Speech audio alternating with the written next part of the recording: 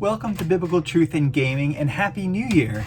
For the first video of 2022, I wanted to do something a little special, and I want to reflect back on the year that was 2021, and I figured what better way to do that than to announce my 2021 Game of the Year. So I want to get to it. I have some games for consideration here, and I also have some digital games that I played as well. So, for example, I played Riven, which is the sequel to Myst. That's a PC game. Now, I don't usually play PC games, but I actually downloaded it on my phone and played it on my phone. I actually do that even less. But I played Riven. It's a puzzle game. You're stuck on an island, and you have to kind of figure out these logic puzzles to get off the island. And Riven, it was good, but it's definitely not my game of the year. One of the things against it is it really made me feel dumb. I mean, you know, I like games that make me feel like I'm smarter than I really am, not reveal how dumb I am. And for this game, I just had to constantly Google the puzzles to kind of figure out to progress, or I'd just be stuck forever. And I don't like doing that. So Riven, it's good, but it's not the game of the year, so we can cross that one off.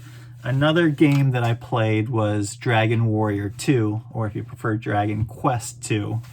You know, great RPG for the 8-bit era, but also not my game of the year.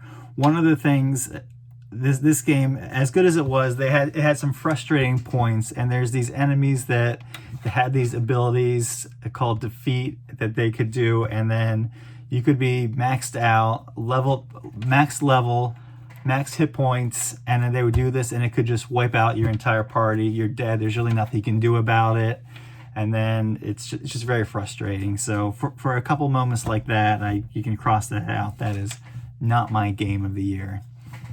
Another game that I digitally downloaded was Final Fantasy II. Now this game,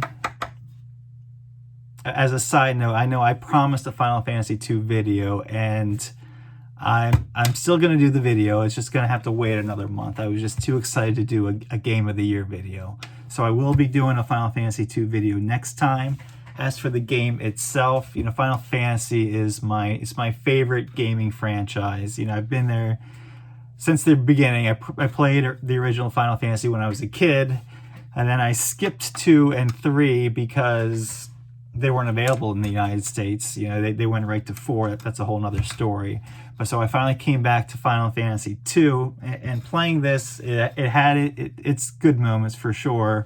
But you could definitely tell the franchise hadn't hit its stride yet, and just not enough of those good moments for me to consider that a game of the year. So we can cross those digital games out, and let's get to these. We're down to 4 games. One of these will be the 2021 Game of the Year. Let's talk, you know, January is the playoffs. Let's talk some football. Madden 2005. Good game. You know, this is back on the PS2. You could have a franchise mode. You could do owner mode where you can adjust the price of your concessions. You know, a lot of cool features. This is a much better game than the hot garbage that EA Sports is coming out with now for the franchise. So if you're gonna play a Madden game, I recommend you go back a few years. 2005, a great version.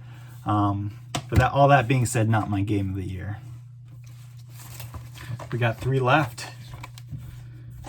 This is starting to get exciting, right? Which will I pick? You know, game developers, they live for this. I know they're all, you know, they work so hard, they release their game, and then they say, who is the Bible Master gaming expert going to pick as the game of the year? Will it be my game? So let's see. Let's talk some Metal Gear. I hadn't played Metal Gear for a while. You know, I was kind of holding off on playing it. Everyone was like, oh, you got to play such a good game. Play Metal Gear Solid. It's so great. I'm like, I don't know, stealth games. If you've ever watched me walk down the hall, you know stealth's not my thing. So, you know, I was hesitant. And then back in 2020, I downloaded Metal Gear Solid, played it, and was just blown away. I mean, Metal Gear Solid is a PS1 game, aged extremely well. Didn't feel like it aged at all. It's just as good as any game that I've ever played. So, you know, I definitely recommend that. But again, that was 2020, not eligible for this 2021 competition. But what I did, because that game was so amazing, I'm like, I gotta start this franchise from the beginning to see what that was like. So this is the Metal Gear Solid, the Legacy Collection, and it goes back to the beginning, the original Metal Gear, which you can play here.